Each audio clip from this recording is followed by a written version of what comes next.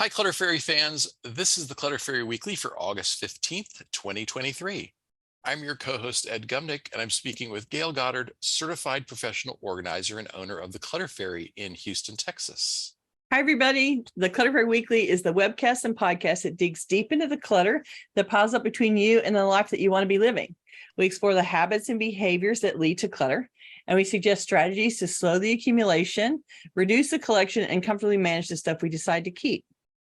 If you're new to our Zoom meeting, or even just new to Zoom, we want to let you know that you can share your comments and questions via the chat feature, and I'll try to make sure Gayle addresses them before we move on to another topic.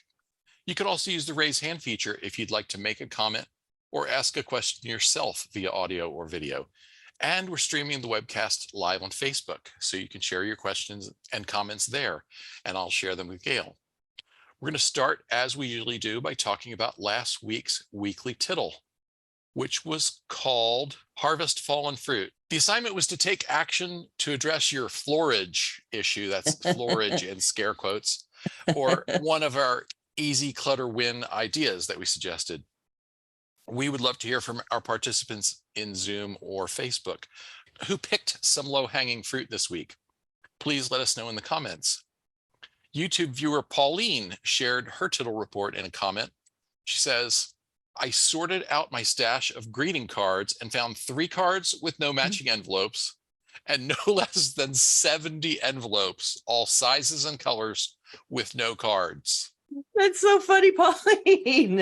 How does that happen anyway? I know you're not giving away cards without an envelope, so where did all the extras come from? The crazy thing is, I've seen this a lot, the mismatch of the cards and the envelopes. It's a mystery with no answer, like, why does the dryer eat the matching sock? So with an abundance of 70 extras, I think you're good to recycle some or donate some to someone's craft supplies. And let me just say, good job. It was a good low-hanging fruit project to tackle, and you got a big reduction reward for all of your efforts. 70 envelopes takes up a lot of space, so you can certainly send them on their way and let them, you don't have to store them anymore. Bella says, we just moved from NorCal to SoCal. Few boxes still around. We only have the essentials, but still overwhelming to unpack. Said we wouldn't buy anything, but of course we have already bought a king bed and of course king mattress protectors, king sheets. All right, so if you just bought some stuff and you bought some new sheets, that means the new bed means that you need to go into the sheets collection and pull out the stuff for the bed that you don't have anymore. It's time to edit. So take the opportunity of, I'm adding new sheets in, therefore I need to pull out and donate some old sheets. They need to go. Make that switch over, because now that you have brand new sheets and a brand new bed, you're not going to go get the old sheets out because they're old sheets. And so you're not going to get them out anymore. So, maybe you keep, depending on how many new sheets you bought, if you bought a couple of changes, then I think you need to get rid of a whole bunch. If you only bought one set of sheets, then maybe you need to keep one of your existing ones and get rid of the rest. But use this as a prompt.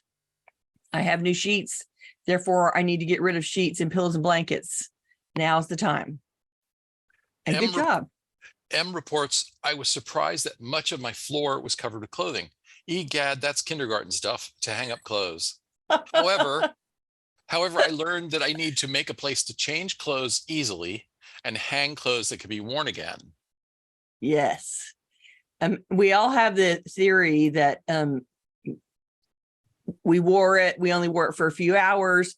We wore it, but we didn't do anything. We wore it, but we didn't go outside, whatever, so that they're still clean, right? And let me just tell you, walking around in August dissuades you of that for a while. You wear it, but it definitely smells like you wore it when you wear it in August.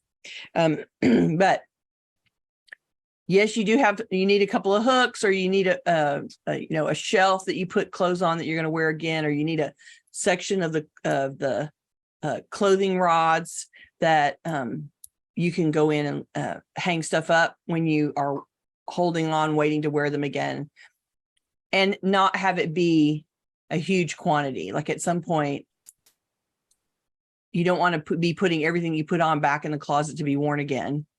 And so be judicious about the choices that you make about what goes back up, and then make a little space for those things and hopefully get things off the floor. Pat has her hand up, so I'm going to go ahead and ask Pat to unmute. Go ahead. Yeah, I came up with a great solution to that. I have my clean clothes on the black felt hangers, and the ones that I've worn but can wear again, they're on turquoise hangers, and I have them in a certain spot in my closet. So when I'm looking for something to wear, I'll look there first. And then, after a couple of washings, then it's time to a couple of wearings, it's time to wash them. Right. But I like the visual cue of a different color or different type of hanger to say, these are the ones that have been worn once already, and the ones that are in black are fresh. Yeah. What a great idea. Yeah. Good job. I like it. Nice. Thank you for sharing. Thank you. That's another good use of keeping consistent types of hangers in the closet and making them mean something. If if this color hanger means I've already worn it once, like, a great idea. Good tip. That's an excellent tip. Teresa says, I went through all my pens and threw away a lot. Isn't it surprising how many of them are dead in there? Good job. Creative Planet Janet says, every time I notice that Ed has preferred pronouns, is there a story behind this?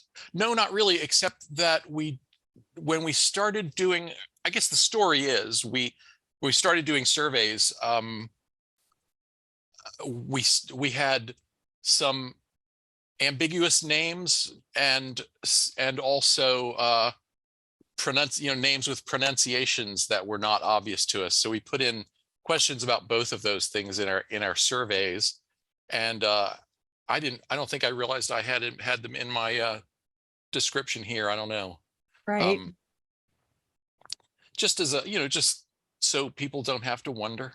It's an aid. It's just it's just helpful data.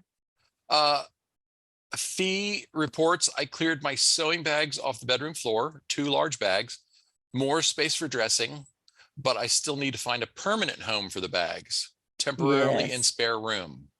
Okay. And so if the bags if they're like permanent bags and this is how you want to store the stuff, then you can look at options to hang up those bags on hooks somewhere, inside a closet, on the back of a closet door, on a hook on the wall somewhere. If that's how you like permanently take the sewing and travel with it around the house, or if you're taking the sewing and going out to go to a craft room or a sewing space, or to hang out with your friends and sew. And so if they're going to stay in those bags, then I would look at hooks.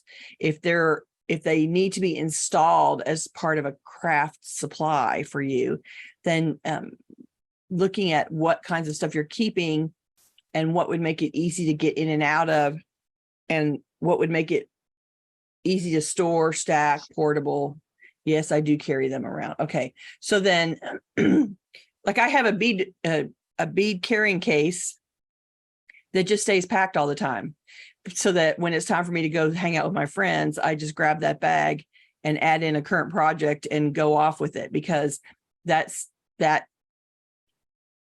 I'm going to use it. I'm always going to need a collection of stuff to go and hang out with my friends and bead. And so that package just stays ready to go. And if you crafting community, like a lot of us do, you go to meetings, you go to meetups, you go hang out with your friends, so that you need to be able to have some portable version of your craft. And if the sewing stuff is in bags, then you just need a parking space for the bags, and bags of course have handles, and it makes it easy to hang them up and get them off the floor and get them out of the way. And you can, hang them up on a hook behind a door, and they can be hidden too. So that's the handles of the bag makes it, the storage options easier, faster. Okay. Brenda says, I cleaned out a cabinet and made room for canasta snacks, which were all over the counter. So nice. Excellent. So nice. I'm not sure it was so nice or a so nice. It's hard to know. It's hard to know the inflection of chat comments sometimes. Right. Exactly. Connie says, I got started by necessity to sort out all the books belonging to our NGO, took photos and offered them for donation to members. Oh, that's good. Good job. And so now you get to go through the process of intersecting all those books with all those people. Hopefully you can encourage them to take more than one. Yes, perhaps you want 10 instead of just one. Right. Please take 10. Paula, she of the high altitude, says, I started another organizer's 5-day wardrobe challenge yesterday and tossed 2 pairs of shoes. Excellent. Now I'm down to 15 pairs where I'd like to stay. That's a good number. And, that's a number that you can manage on a typical shoe storage solution, whether it's some kind of rack or whether you're just putting them on the floor or whether you're putting them on shelves or whatever. 15 pair is a manageable amount. And so good for you. Mavis says, I went through my kitchen smalls and thinned the herd, to use Gayle's phrase. Yay! I love it. You guys like my words. And we'll take one more. Tammy says, low fruit. I got rid of tons of ketchup, mayo, and salt packs, a medium plastic bin full.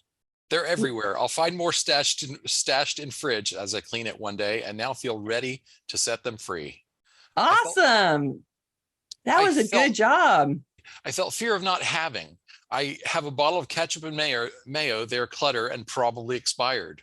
Right. And so you want to use the fresh ones, and you can look in your fridge and confirm that you are not without mayo or ketchup. And so great for you to figure out that it was just a fear of being without, and acknowledging that for yourself, and then acknowledging the truth of it, which is you have plenty and you can let all the extras go. Good job.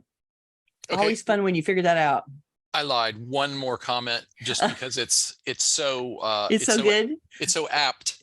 Okay. Linda says, I probably took the low-hanging fruit idea too literally, but I used the tittle as a prompt to sort the pantry and freezer and started eating my way through the food that will be out of date soon. So some of my low-hanging fruit was actual fruit. Good job. But we did suggest, going through the pantry, the fridge, and the freezer as a way to clear out food. And so great job. And, addressing the possibility of food waste. I hate throwing away food. It just feels wrong in every possible way. And so, great for you that you're acknowledging that there's food in there that needs to be dealt with, and you're putting that in front of the new stuff. And good job. I like it. Y'all did great today. I think it's time for us to move on to our main topic. Okay. One obvious way to avoid a clutter problem, or to get control of the one you already have, is to stop accumulating stuff in the first place. By paying careful attention to our collecting habits, we can shift our behavior to hold back the flood tide of new clutter. Today, we're going to suggest simple and subtle behavioral changes that can make a big difference in your clutter landscape. We're going to talk about the survey results because, man, you guys really brought it on the survey. Yeah, even though we were a little late publishing it this week, it seems to have really struck a chord with you guys because we got a tremendous response. And so you really made all the lists that we needed to talk about with your responses. So we're going to go through and do that. And let your responses trigger me to talk. So we asked our audience to complete the following statement. This was the first question that we asked in the survey. My clutter started to become a problem when fill in the blank. And a few of the respondents gave answers like when I was born, which is hilarious. And one frustrated person even said when I was conceived, which is a level of frustration that I can definitely hear in that response. But most of the answers to this question centered around a few aggravating factors or situations. So the first one that popped up in the survey a lot was major life changes. One of them was reaching the age of money, which I thought was a great way to phrase it. Diana shared, my clutter started to become a problem the moment I had money to buy things when I was a teenager. And I know all of us can relate to this moment. It's like, I have my own money. It's such a thrill when we get the autonomy of having our own money to spend. We can make our own choices and we don't have to negotiate with others for what we want. It then creates the moment when you realize all the things that you buy have to be managed. And sometimes that lesson is a little longer in the uptake. Like we're really excited about having the money and spending it, but we don't think about the results of what we have to deal with after we start spending. Right. Like we hang out in that thrilled to be able to spend our money on whatever we want phase for 40 or 50 years.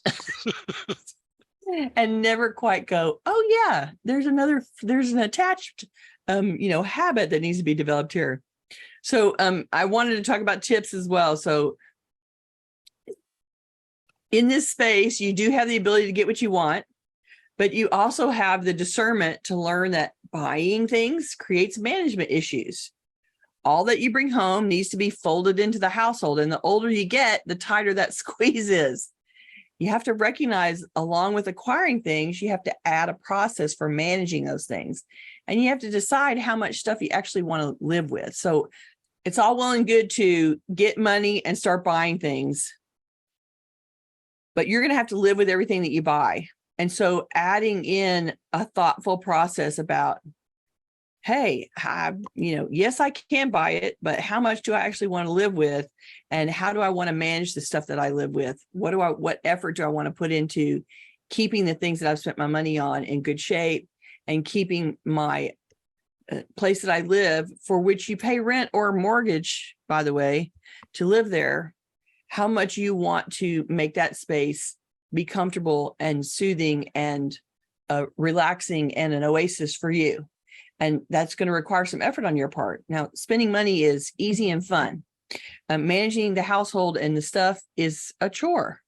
But the result of the chore is that you know where your stuff is and you live in a space that you find relaxing and appealing and restoring of your, mental health. So we want to add that thought process in. And I think that there is that sort of element of when you're a teenager, it's like, oh, I can spend money. And somewhere along the way, you get used to that part and you don't ever go, oh, yeah, but you don't circle back and go, yeah, but I have to manage on the other end. Another situation that is a major life change is moving into your own place for the first time. And Evelyn said, I moved out from home and had my own job, money, and apartment. And of course, that is a recipe for clutter disaster, right? You finally realize all the things that your parents were doing to manage your life for you. No one's making sure that you get up, or you're paying the bills, or you're cleaning up behind yourself. This is the moment when all responsibility for your situation transfers to you. And it's sometimes a shock how much others were doing for you. This is a situation where I want my own apartment. Oh yeah, mom's not doing the laundry. You have to take over all of the responsibilities of management for yourself.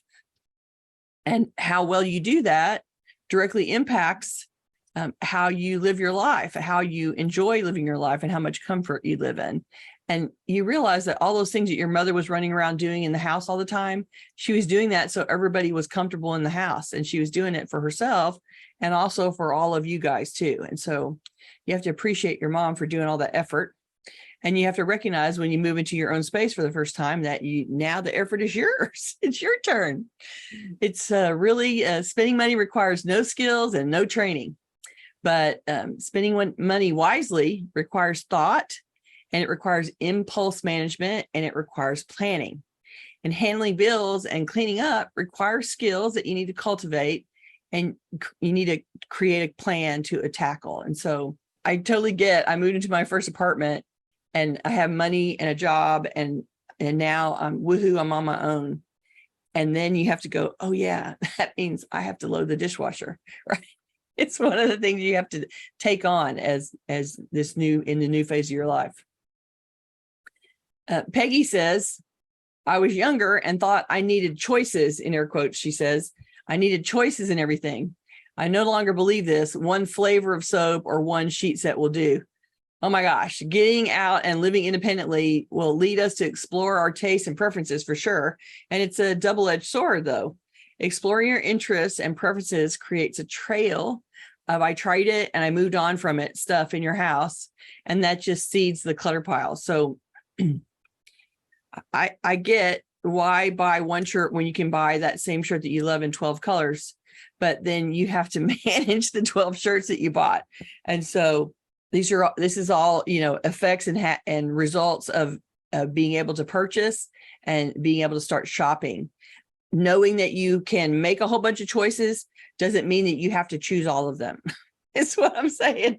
There's some point where you have to recognize, yes, I could buy everything in the store, but then I would have to take it all home and deal with it. And so you can look at your collections and go, I've been buying here for a long time, and perhaps I should stop buying makeup and go back and use the makeup that I have before I start spending more money on new choices of makeup just because they put out more products. I think that's the biggest thing. This one really resonated with me. I think we talked before about there's a book and a TED talk by a researcher by the name of Barry Schwartz, and it's called The Paradox of Choice. And he discusses, I highly recommend the TED talk. He discusses how having many choices can be as limiting and paralyzing for people as having no choices at all or too few choices.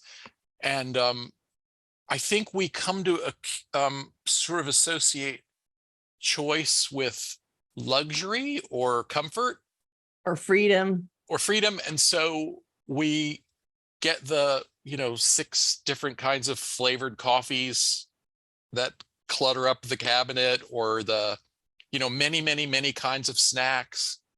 And I have to consciously remind myself, I'm only going to eat one snack at a time. So maybe this week it'll just be the baked potato chips. Right. It doesn't have to be all the kinds of snacks I like every time I shop, and it doesn't have to be 6 flavors of body wash every time I go to replace the body wash, right? Wait, has Bed Bath gone belly up? They have, right? I think mostly. Yeah. What's the other one? Oh, Bath and Body Works. Yeah. Yeah, that's the one I was thinking of. Yeah, so I really like that. I really like that answer. Well, and food in particular is something that we love having the choices, but you can only eat so much food in a day. If you don't want to be the size of an elephant, you can't eat all of the choices that are interesting to you every moment. And so recognizing that one person can only consume so much food before it starts to spoil or go bad. Maybe your choice isn't every time I go to a snack, I get to choose from these 10. Maybe it's this week, I'm going to snack on A or B. And next week, when I go to the grocery store, I'm going to snack on C and D. Like, you can have the variety, but you just can't have it all at once because A, you don't have places to put all the choices, and B, you're not going to be able to eat it all before it starts to die. Or if you do, you're going to be having weight management issues on the other end. I have to be very careful about what I put in the fridge when I go shopping, because if I buy a whole lot of fresh food, I end up with, there's not enough meals for me to eat it fast enough to not have to throw stuff away on the other end. So it becomes a management of spreading out your choices over a time frame instead of lining up all your choices for any time you think about it. Yeah. Because that creates a volume that is very difficult to manage. And yeah, you may have to pick, you may have to drink mocha flavored coffee for a few more days than you would have liked until you get through it. But then when you go to the store, you can buy something else and it'll be okay. Right. Yeah. And you can also, you can look forward to the change. You can look forward to the fresh option. Right. If you only have your bottle of lavender shampoo, right, when while you're working your way through that one, you can be thinking about, next time I would like the rosemary and mint. Right. Exactly. And if you're using the one choice that you got and you're using it up, then you don't have a huge bunch of stuff to manage, and you don't end up with a bunch of half bottles of stuff that you've tried and discarded. And I have been in the shower using a soap that's like man, I really want to be done with this soap. Like this flavor was not my favorite, but I'm not throwing it away. So I'm using it until it's gone, and then I'll get to go and buy something super fabulous. And this is the benefit of being a grown-up. I saw the word delayed gratification flash by on the chat there. This is the benefit of being a grown-up. Like, you can imagine in the future and delay your gratification until it's time to go get the next soap. And a little kid has a much harder time. When you're little, you want it now, and you can't really hold on to the idea of, I'm dealing with this so that I can have that later. But that's the benefit of being a grown-up, is that you can manage yourself and deal with processing one while delaying gratification for the next. If you have to have two, fine, have two. But then it just means that it'll take you longer to get to the next time you get to shops. Yeah, just don't, and don't add so many choices to your repertoire that it's a storage issue, it's a cleaning issue, it's a knocking things down issue. It's a spoiling issue. Yeah. Find your happy medium, your threshold. Right.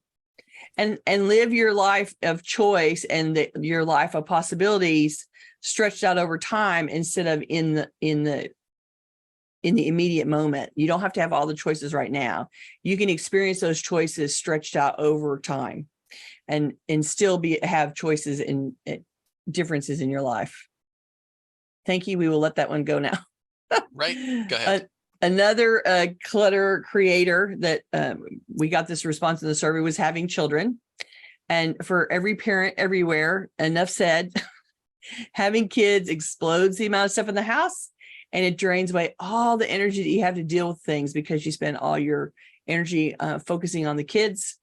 And so this is one where having a plan to manage the kids' stuff when they're little, having a plan early on. Like, if you can adopt as a parent with young children, if you can adopt a way to process things on a regular basis and making things go in and out for the kids and doing it for yourself, you are just being kind to your future self when the kids leave the house and they leave the chaos behind for you to deal with. And so if you can create a process for dealing with it as it happens, and then enrolling the kids and helping you deal with it as it happens, then at least they help you give up the things that are not going to stay. And they put a little bit of the effort into it over their 20 years of their living with you. And then you have less chaos on the back end, 2 decades from now, when they move out and take a very small amount of stuff with them, and they leave a bunch of stuff behind that they don't want to take with them because you're the storage unit. So just be looking forward to that and trying to make sure that there isn't a bunch of stuff for them to leave behind. I have a fun story on this topic. I ran into a neighbor the other day as I was walking the dog, and she was leaving the neighborhood, and she said her 3-year-old, who was in the back of the car, was mad at her at the moment. Oh, because she told him that it was time to let go of some of his artwork. Oh, he's got an endless supply of artwork that he's done, and he wants to keep it all. And she said how she told me how she'd very calmly explained to him that you can't keep it all. There's too much of it. And so you have to just pick some of your favorites. And I applauded her, because I think 3 years old is not too soon to start teaching a child a realistic attitude about the stuff. Stuff coming in and things need to be going out. And, he's going to be mad about it now, but he's 3, so he's not going to remember a lot of it. He'll remember it in the moment, but 15 years from now, he's not going to remember it very much. And in the meantime, she's starting to teach him the concept of the limitations, the finite limitations of the box. And of course, he doesn't come wired with that information already. Like, you got to introduce it to him. And so she's doing it, and great. And if she keeps returning to that theme, okay, now we have a whole bunch of stuffed toys. and there's more than we can store. And so now you get to pick your favorites. Now, it's hard to ask a 3-year-old to pick their favorites. Right. Yeah. And so like that, because too many choices will paralyze a child much faster than an adult. So she might pre-sort some of them and say, I think these are my favorites. Do you agree? Maybe do some of the pre-sort it a little bit for the kid in advance, and show him one at a time, and yeah. Keep it age appropriate. Make it so that, his little brain doesn't shut down and try to make evaluative choices among 50 pieces. But, you can go through and say, these are the ones that, these are the ones that are, I think we have better choices than these here. And these are the ones I'm going to recycle. And we kept all these ones that I think are really great. And I hope that you like these too, or, something along that line. Yeah. Em had a good suggestion too, which was, she said, you can ask a 3-year-old who would enjoy getting certain pieces of art. Would you like to give this to grandma? Oh, awesome. And then they can just suddenly disappear, right? Okay. Yeah. Grandma can make them disappear on the other end. Sometimes you got to do that, right? Right. Okay. So another area of clutter building was when your life or the life of your kids gets more complex. So we had an anonymous user who suggested, when I started to have school projects like term papers, or I had to study for tests. So totally relate to that. Major projects take up all of your focus, and cleaning up behind yourself is one of the things that goes by the wayside in that moment, along with getting enough sleep and eating well, etc. It's one of the ways that all self-care kind of slides off the cliff. You stop managing your environment for lack of time, and you end up impacting your focus with the chaos that's created because you don't have time to manage your environment. So it definitely, if you have to focus on something like I'm writing a term paper, or I need to study for a test, and you ignore everything else around you, you sort of start creating chaos that way. And eventually the chaos is going to get in your face. It's going to be a problem anyway. But that's part of experiencing that shift in focus and recognizing that studying for doing the project or studying for the test is temporary, and that all of the things that you put on pause while you do that, you need to circle back and pick up when the test is over, when the project is complete. Then you have to clean up behind yourself, and cleaning up the project is also cleaning up all the clothes that you threw down, and all the food that you left laying around, and all the trash that you made, and all the other things that you didn't process the mail for a week because I was working on this project, whatever. All those things that get put on pause while you work on a project. Part of dealing with the project is when the project's done, you go behind and spend some time, allocate some time to clean up behind yourself and undo the impact that focusing solely on the project had on your environment.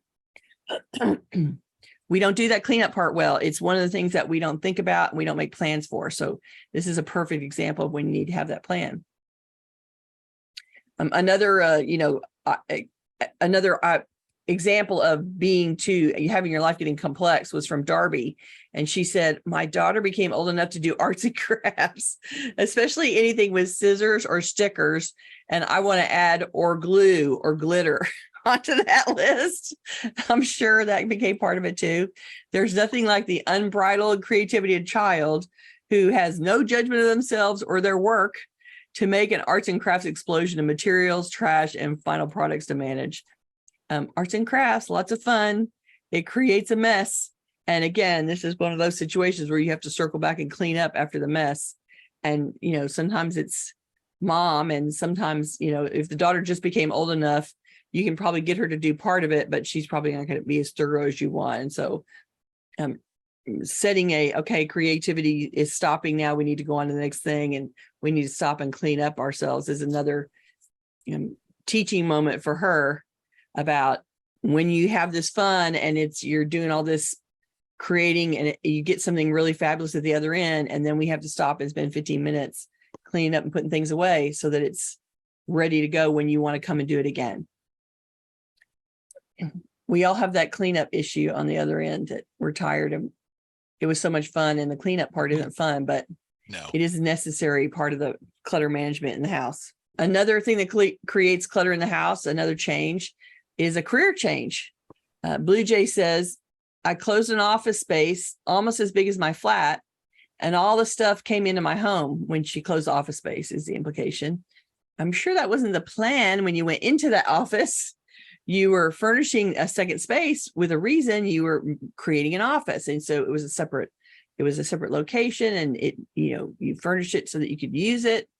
But wedging all of those contents into your house created total chaos the minute that you did it, I'm sure. So this is one where we make a change. We decide that we need to close and merge something, but we don't do it with much of a plan. We don't stop and think about it in advance.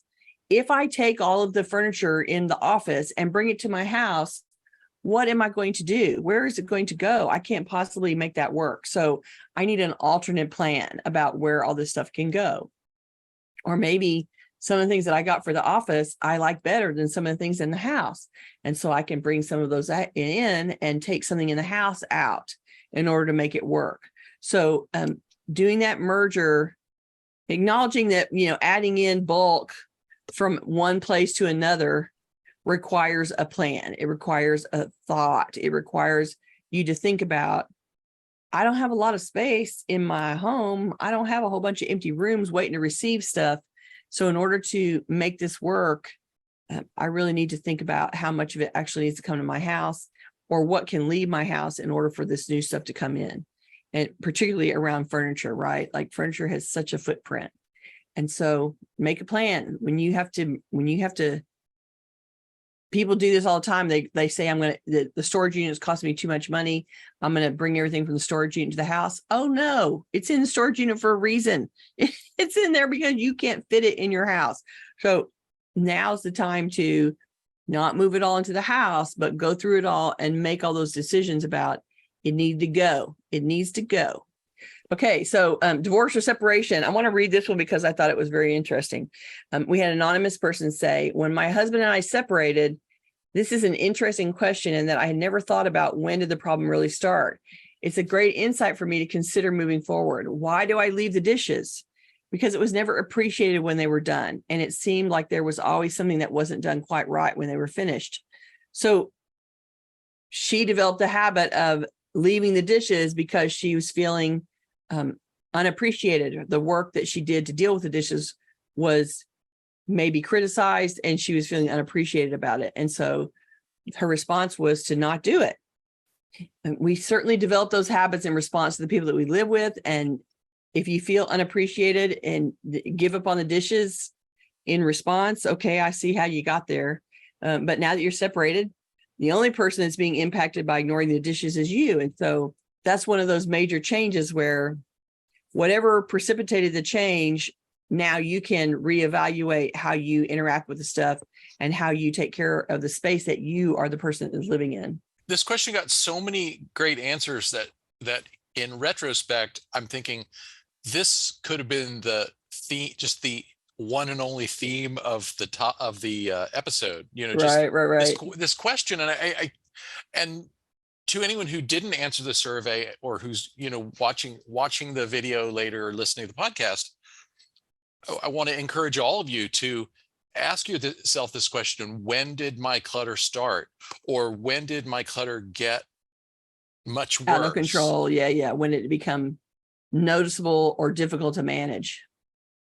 I think a lot of people really got something out of their answers to this question. It was really interesting. Yeah, you can tell by the way that they answered that it was like, oh, I hadn't thought about it that way. I hadn't considered the answer to that question yet.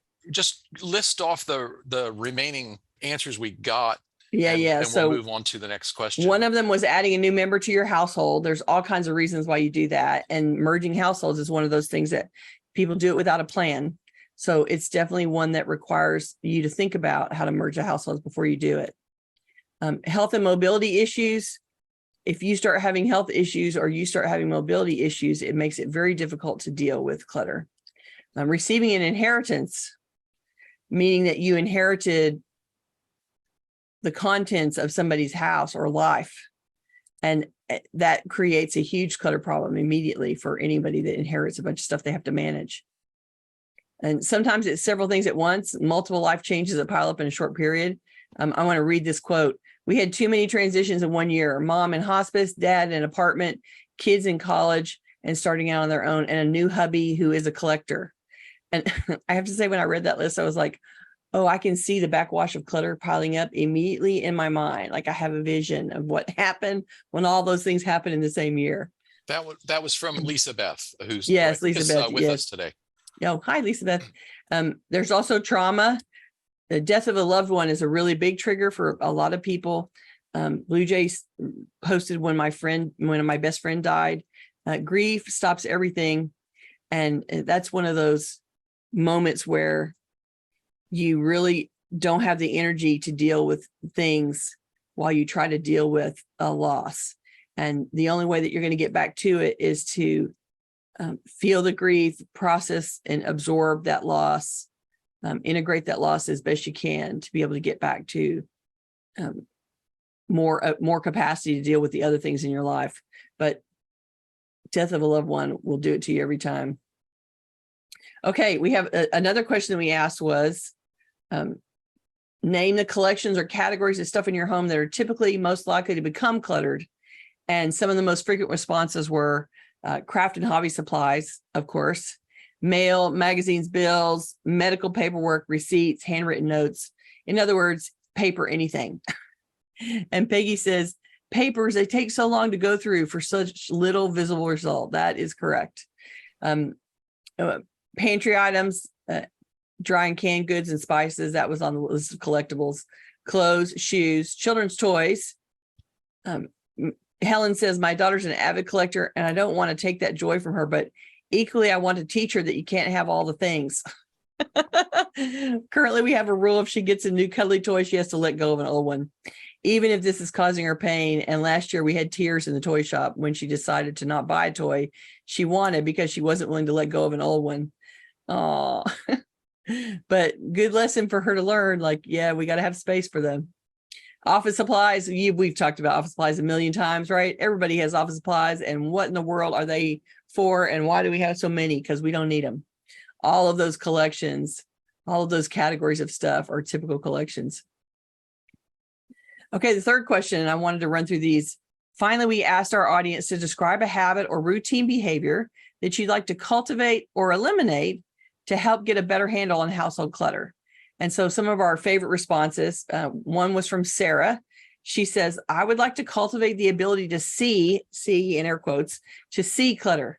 I don't have goat trails or anything similar, but I have something close to where it belongs to put away. But I put something close to where it belongs to put away later, and I just don't see it anymore. My clutter becomes landscape. So you're describing a shift in focus here. As you put something down and then you move on past it, you stop focusing on it. And so the tip that I want to offer here is, if you really want to see the clutter again, and you typically check out after you put it down, then you want to go to a space or a room that you want and stop in that room and consciously focus on the content. So stand there and don't try to do anything. Just stand there and look around the room like you haven't been in there before. Notice things without moving around to deal with them. You don't want to like go, oh, I see that, and start moving. You just want to stand there and look around your whole landscape. What do you see? What's there that shouldn't be? What looks incomplete or it looks disheveled to you? And then make a list and make a plan to tackle those areas. But make the list while you're standing there, observing everything very closely, while you're in the moment looking at all of the stuff, because that's how you get a good list. And then you don't have to figure it out again later. You can just follow the list to reclaim the room. But for people whose focus, that sort of out of sight, out of mind mindset, where if you put it down and you walk away, it erases from your brain. If you're that person, it's not even out of sight, out of mind. It's stayed still too long, out of mind. right. It stopped moving, so we don't notice it anymore, right? It's not in my hands, so it's out of mind. Right, exactly. It's exactly right. So if that's your sort of natural way of functioning, then you need to give yourself that moment of being in the present and standing there and looking at a space with fresh eyes and with full attention and focus, and give yourself, 10 minutes to stare at the room and see all of the things that are there and notice them, take them in and go, oh, look, I put a whole bunch of stuff on top of that bed. Or, oh, look, there's a bunch of stuff in that chair. Or, oh, I added some things on the floor there. And so you can reacquaint yourself with all the places that you left things, and then make a list or take a picture. You can take a picture of it and maybe look at the picture more, study the picture later. To give yourself a plan. Em said observing a room via a photo of it works well for me because it removes some of the emotions involved with the stuff. Oh, I like that. That's great. And Ginger said something similar. I take panoramic pictures of a room, then sit with it and pick it apart. Arm's length perspective. Excellent. And you can sit down. Right. You can go sit in your comfy chair and get out your list and, look at the picture and make some notes. You just have to acknowledge that focus isn't your strong suit. And so in order to see the things that have become landscape, you need to stop and be in the present and look at your at the space that you want to tackle and get fresh with it, get updated with it, and see everything again. And that just takes standing there and being focused for a minute. And it's what I do when I go into clients' houses. I go in and stand there and look at the room.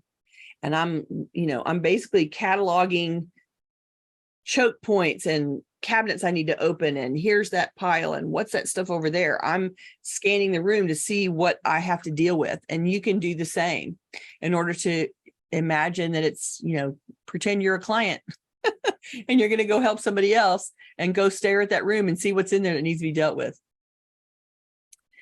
Jetta's new habit that she wishes for: I will deal with paper, file shred, etc. each day instead of letting it sit for days. I think that's a very aspirational goal, handling it every day. And you might want to modify that goal a little bit to maybe handle it 5 days a week and be off on the weekends, or you could do it every other day or twice a week. The more days you commit to doing, the more you get done. But I just have a question about whether that feels like relief to have the same chore every day. So there's no question about it. Like, it's on your list of things to do every day. Or that feels like a burden because any missed day where you don't do it then feels like a failure. So you want to set it up for your success and your win. If having the habit, having the, chore on the list every day, I handle the paper every day, makes it easy for you because you're going to do it every day and you don't have to think about it. You're just going to do it every day, then great.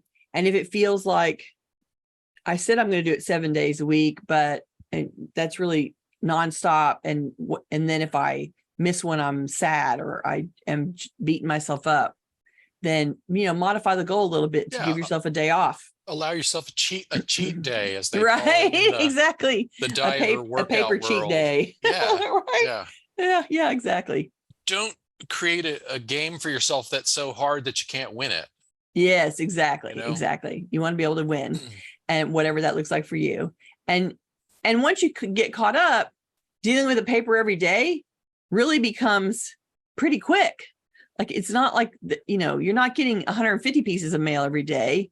You're getting 20 or 10 or, 25. And so it's a little bit easier to deal with every day than you think if you just stop and give yourself that 5 minutes of attention on the objects. So managing the current inflow can be a habit that is easy to cultivate. Tackling a paper project that is a backlog of paper, that's a different goal.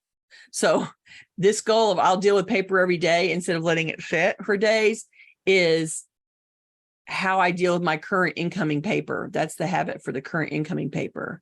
And how I deal with the paper that's already here that I've been ignoring, that's a project that you get to plan separately. So it's a different task list. It's a different technique to tackle it.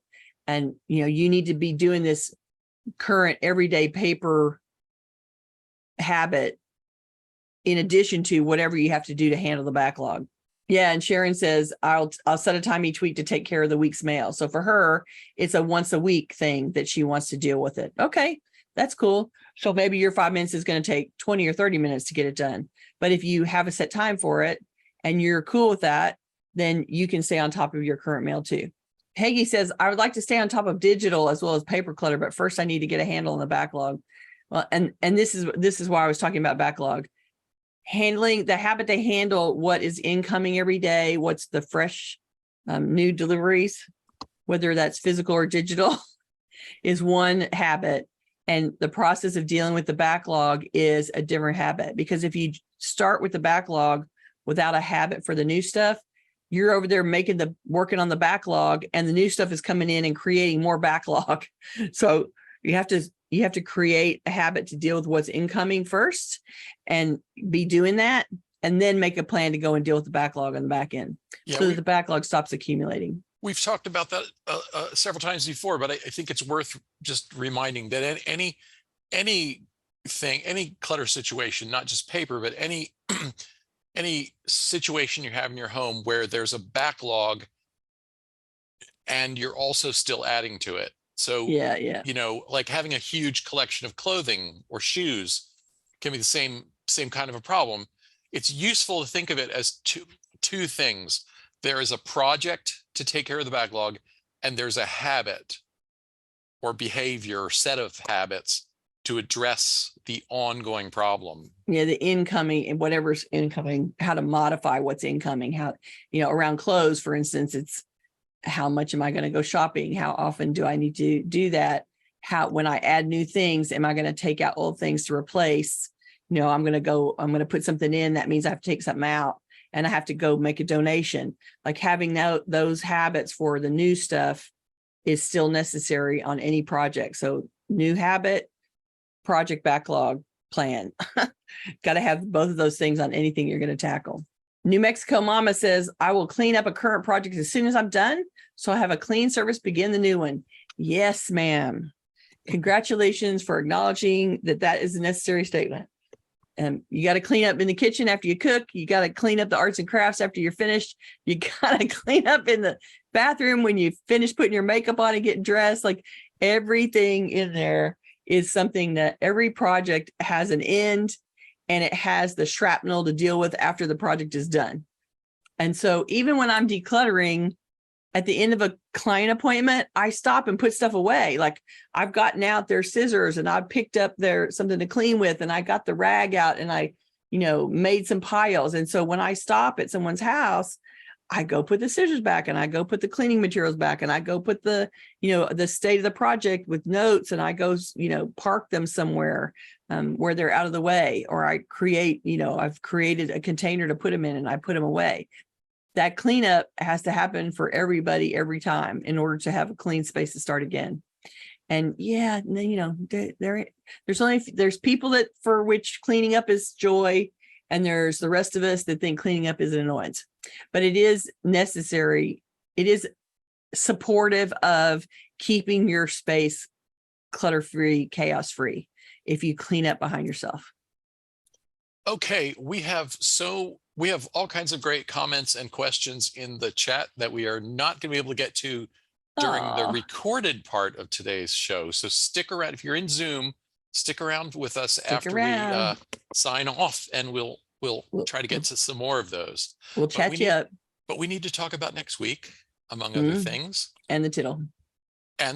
Yeah. So let's see. Let's talk about next week. Do you ever feel as if you're shouting into the void about your clutter problems? You're not. We're always ready to listen, and we're ready to tackle the tough questions and topics that are giving you fits. Next week, we're going to answer viewer and listener questions and address short topic suggestions that we've been saving up for a while.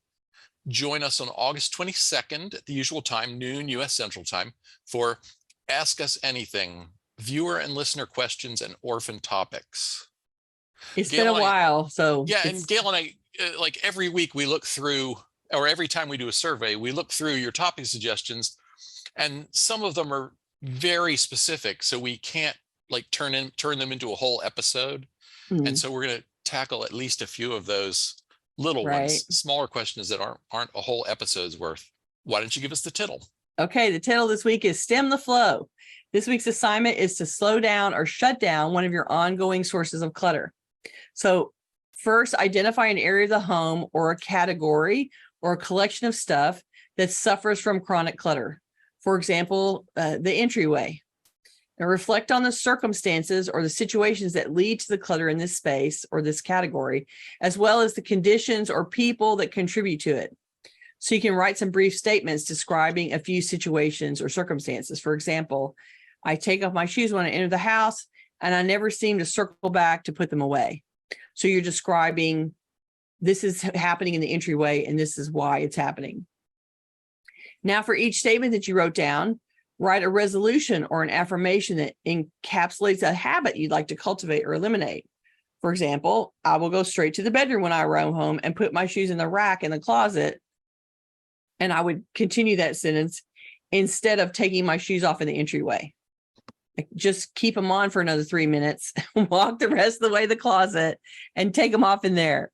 And, then your household slippers are probably in there. You can put some comfy shoes on or some slippers if you want to come back out of the closet. And so find the area, describe it to yourself, write down the situations that are affecting it, and then write a statement about what kind of habit you'd like to cultivate to address it. And then come back and tell us how it went. If you're watching this on YouTube, we would love for you to join us live. To get notifications about upcoming events, we invite you to join the meetup group by visiting cfhou.com/meetup. You can also follow us on Facebook by visiting cfhou.com/Facebook, or join our mailing list by visiting cfhou.com/subscribe. We love to hear from you, so please keep your comments, questions, and topic suggestions coming on YouTube, Facebook, or anywhere that you find us. You can always reach us through our website at clutterfairyhouston.com. Thanks for joining us today. I hope that you heard from your fellow participants that you guys are not, no one's suffering alone. And we hope that we gave you some tips today that you found useful. And we will look forward to seeing you next week. Thanks so much. Bye-bye. Bye.